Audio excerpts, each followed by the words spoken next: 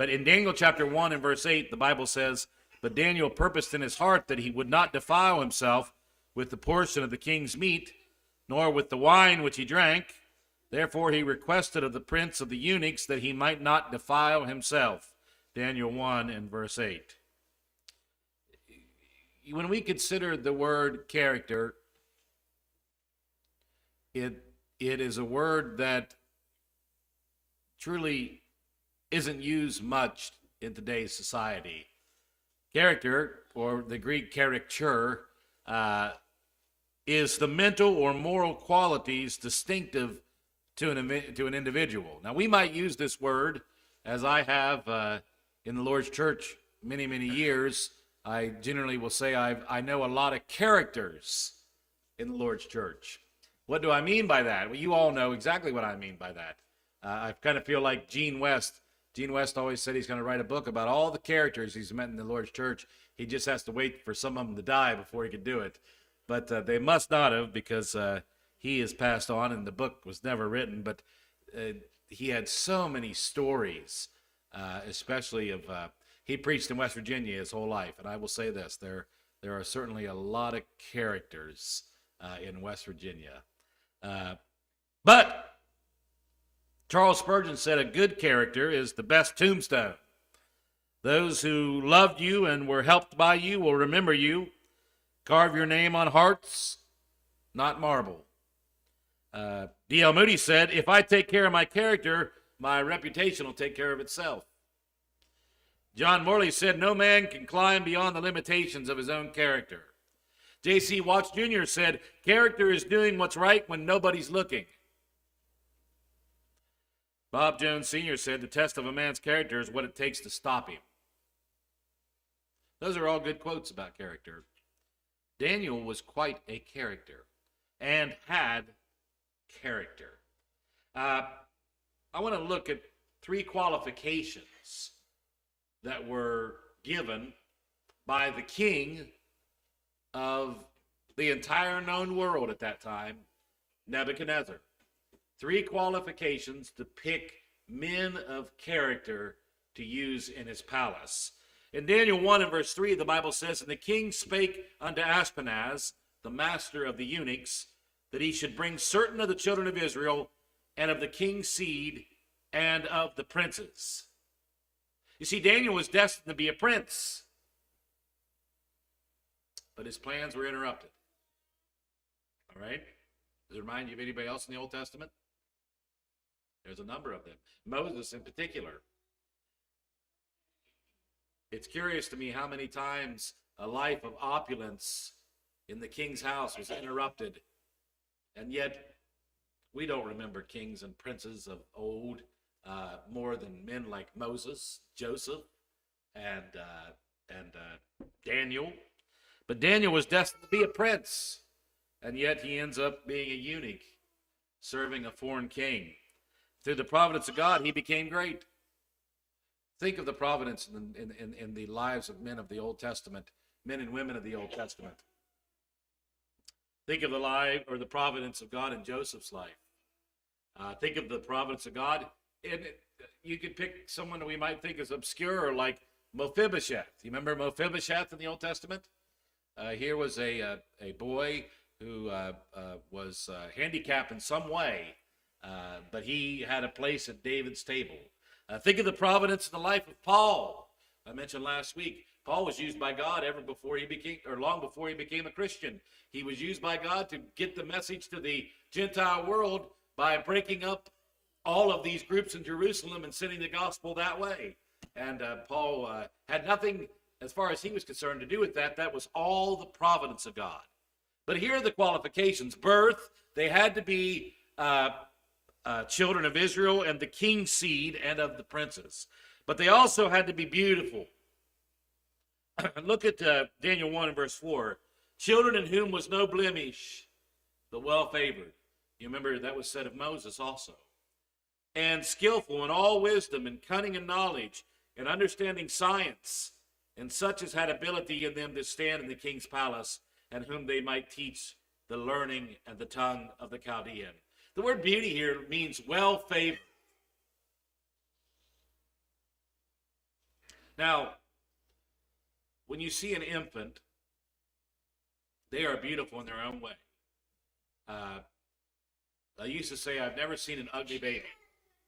Then I saw one. They do exist. But generally it's hard to find an ugly baby. It's not talking about the cute factor here. It's talking about someone who is well favored, someone who is a child with great manners. You know, Jordan Peterson says the best thing you can do for your children today is teach them manners. I think that is something that has been neglected. You ever notice how amazed you are? It might have been a long time, but how amazed you are when you see a well-mannered teenager. That's not easy to do. You know, my mother made me open the door for her. I used to think, you can get the door, there ain't nothing in your hand. I wouldn't say that. But I would think that. I didn't realize what she was doing at the time. I know exactly what she was doing now. There was a time when manners were something that were taught. But that's a whole nother sermon. Children in whom was no blemish, but well favored, skillful in all wisdom, and cunning in knowledge. You know, when you work with kids, you know, not every kid is what we used to call book smart. But the most brilliant people I've ever known weren't and did not necessarily excel in book smarts. They had wit. You know, having wit and being able to socially interact with people, that's a great benefit. And I think it's important. I think one of the best places you can teach your kids how to be social is right here at church. So we just pass our kids all around, and that's on purpose. Really, we just want you guys to watch them so we don't have to, so Laura can listen to the sermon. But it's important. Beauty, brains, skillful in all wisdom and understanding. Solomon requested wisdom from God. You remember in 1 Kings 3, the Bible says that Solomon said, "Thou hast showed unto thy servant David my father great mercy, according as he walked before thee in truth and in righteousness and in uprightness of heart with thee, and thou hast kept for him this great kindness, that thou hast given him a son to sit on his throne, as it is this day. O Lord my God, thou hast made thy servant king instead of David my father, and I am but a little child. I know not how to go out or come in. And the servant is in the midst of thy people, which thou hast chosen, a great people that cannot be numbered nor counted from multitude." And listen to what this child asked God for. "Give therefore thy servant an understanding heart to judge thy people, that I may discern between good and bad. For who is able to judge this, thy so great a people?" And the speech pleased the Lord, and Solomon had asked this thing. Wisdom. In May of 2012, a 32-carat Burmese ruby and diamond ring that was part of a collection of Lily Safra, who is one of the richest women in the world, was sold at an auction. They thought that they might get $3 to $5 million out of it, but the final sale ended up being $6.7 million. It is the most expensive ruby ever sold. Now, as valuable as rubies are, the Bible tells us that wisdom is far better and more valuable than rubies.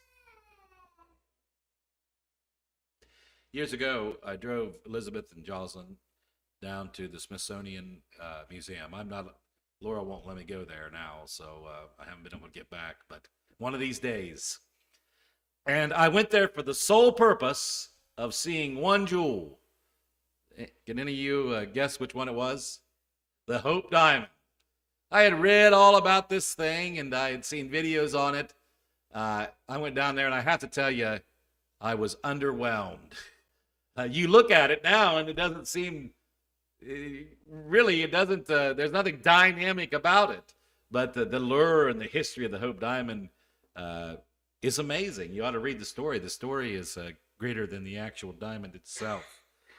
But the Bible says wisdom is far greater than rubies. You know what else it says is greater than rubies? A good woman, Laura, is greater than rubies. Solomon also said a bad woman is like a leaky faucet in an attic. You ever read that one? So a good woman is much better than a bad woman. And the fact of the matter is, rubies are something that we desire. A ruby is a beautiful jewel, there's no doubt about it. But wisdom. Now, there was a purpose behind everything that Daniel was and did. There was a divine purpose. In Daniel 1 and verse 5, the king appointed them a daily provision of king's meat and of the wine which he drank, so nourishing them 3 years, that at the end thereof they might stand before the king. The purpose was that they might stand. It's not easy doing the right thing. Daniel, there have been times when I've been able to eat a few delicacies. When I was in Israel, we would travel around, and there were a lot of folks who were pretty well off.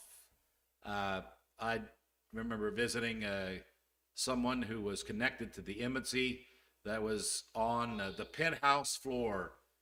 He was in the highest skyrise in Tel Aviv, and you wouldn't imagine how much that cost him just a month to live there. And I was offered caviar. And so I thought, yeah, I definitely want some caviar. And I thought, I'm going to try to they bring you this wee little spoon to try it with. But it was pretty good, I guess, if you like fish eggs. I'll try anything. There was so much when I was overseas that I have no idea what I ate, but I ate a whole bunch of stuff. Even today, if someone says, try this, I don't bat an eye at it, I'll try it. The fact of the matter is, Daniel made up his mind he wasn't going to eat this stuff. Now, I have to tell you, I think one of the hardest things in the world is a diet, especially when you love food. But Daniel, he was on a diet, and a lot of these companies that promote diets you'll see them in the store. You'll go in there and there'll be something on Daniel. Or have you seen Ezekiel bread in the freezer yet? Check it out next time. I don't know if Food Line has it, but Walmart has Ezekiel bread. They're going to these Bible characters. And of course, they go so far. Just the other day, there was an article published in one of these magazines that Jesus was a vegetarian and expects us all to be.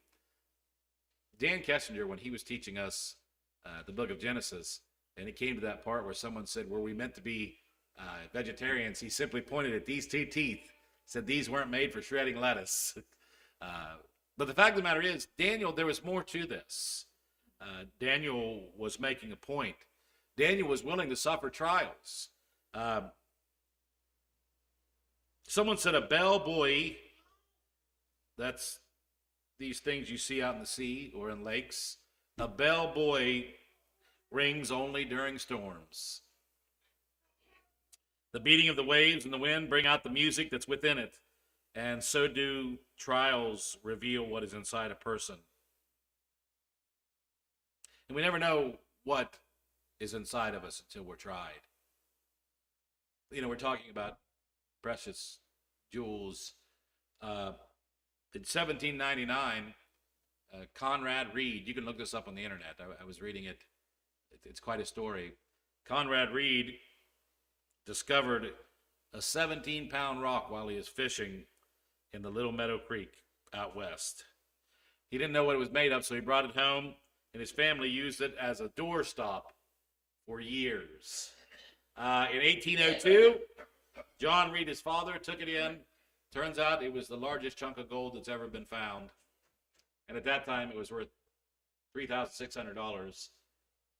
Today, it's worth almost $1 million. They didn't know what they had. It was used as a doorstop. Until its composition was determined, its value was unknown. Until the composition of our faith is determined, its strength is unknown. God allows trials in our lives not to hurt us, but to strengthen and prove us. Daniel was one of these fellows that understood this. God had a purpose. The divine purpose was that they might stand. The devil's purpose was to make them defile themselves. Daniel 1:4, we see that it was their minds that they guarded. In Daniel 1:5, it was their mouths that they guarded. In Daniel 1:10, the Bible says, and the prince of the eunuchs said unto Daniel, I fear my lord the king, who hath appointed you meat and your drink, for why should he see your faces worse, liking them the children which are from the start? Then shall ye make me endanger my head to the king. Daniel's manners were not going to be defiled. His purpose, going back to verse 8, was to keep himself pure. Now, I want to say something here. And I want to let you know that it is a proven fact. Okay? I've got all the statistics. I'm not going to read them all for you tonight. But when we're talking about defiling ourselves, there was a very eye-opening study that was done years ago, and it's been repeated.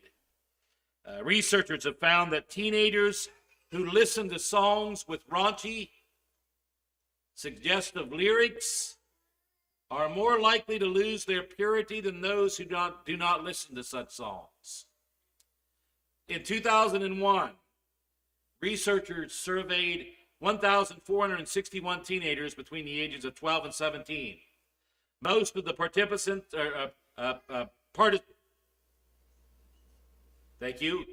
were virgins at the beginning of the study. Between 2002 and 2004, the researchers carried out follow-up interviews and found that around 51% of the teens whose music collection consisted mainly of music that degraded purity lost their purity within 2 years. Now, I am tired of hearing parents say, well, that doesn't do anything, and just letting them watch whatever they want to watch and listen to whatever they want to listen to. Now, I know it's not easy. I understand that. I see it now in these little ones. They want to watch that TV.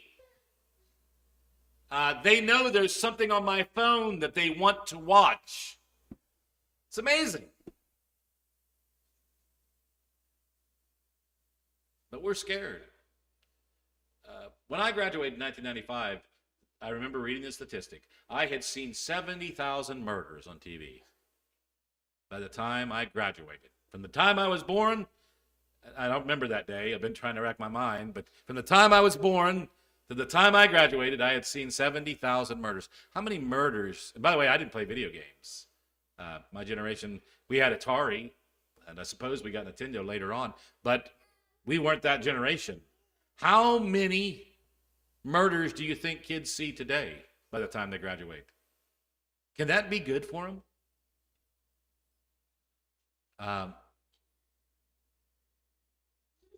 Everything's about sex.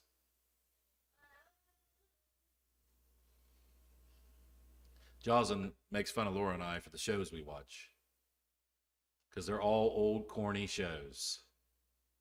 I got to tell you, we don't watch much TV because they are so corny. I would love if there was good entertainment on TV. Man, I could just sit there and zone out every evening in front of that thing.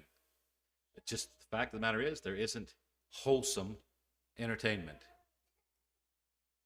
And yet we continue to argue with the statistics. The statistics show that these things, as my mother used to say, will rot your brain. Look around at all the rotten brains in society. Well, I'm going to quit going on about that, but think of his conviction. And look at how courteous he was. I'll just finish the sermon. You guys can hold on for a couple minutes, right? Uh, he said in Daniel 1, verse 12 and 13, prove thy servants. Prove thy servants. You know, kids don't want to work today. I'm not just saying that. That's a fact. People can't find kids to hire, to work.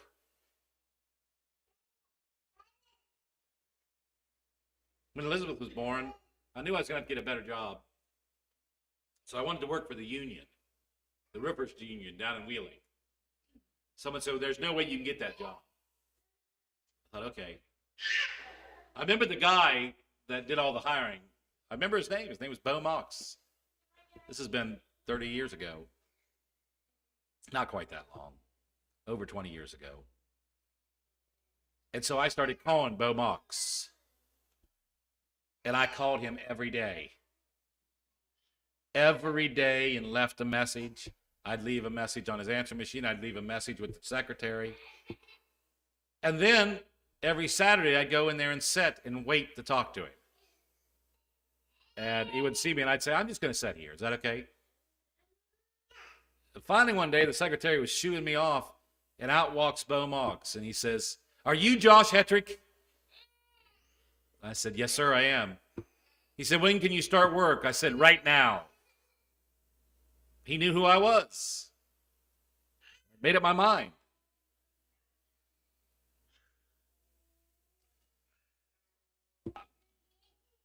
I had 3 jobs. I just don't quite understand it anymore. This ethic and this moral that makes up character, you don't see it much anymore, do you? And yet there are so many young people that I run into that are full of it, full of this character and this moral. And generally it has to do with the way they were raised. And would to God that we just could get mothers and fathers of moral character today. Well, this isn't a sermon about that. Kids can change, though.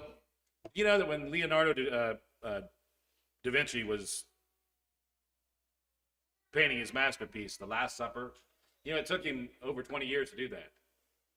And he found a fella to set in as a model for Jesus. It was the first one he worked on. And he painted Jesus from this man, this model. And 20 years went by, and the last one that he needed to paint was Judas. And he wanted to find someone in society who was just a waste, a bum. And he went out on the streets there locally where he was at, and he found a man. And he brought him in, and he set him down. He said, now, I'm going to pay you to model for Judas. The young man laughed, and he said, you know, 20 years ago, I was in this room, and you paid me to be a model for Jesus. You talk about an ironic story. But over 20 years, his character had slipped so much that the master didn't even recognize him. But his face had changed from this joyous, beautiful character to someone who was a street vagrant and was a model for Judas. You know, I've seen a lot of people who have been members of the Lord's church who were doing so good, and the world started to pull at them, and we lost them. And I've said it here before, and I'll end with this. Most of the people I know that left the Lord's church never even really meant to. They missed one Sunday, and then another, and then another. And before long, they were too embarrassed to come back and had rationalized in their mind that they didn't need to. We need more men like Daniel who are full of character. Tonight, won't you come as we stand and sing our hymn of invitation?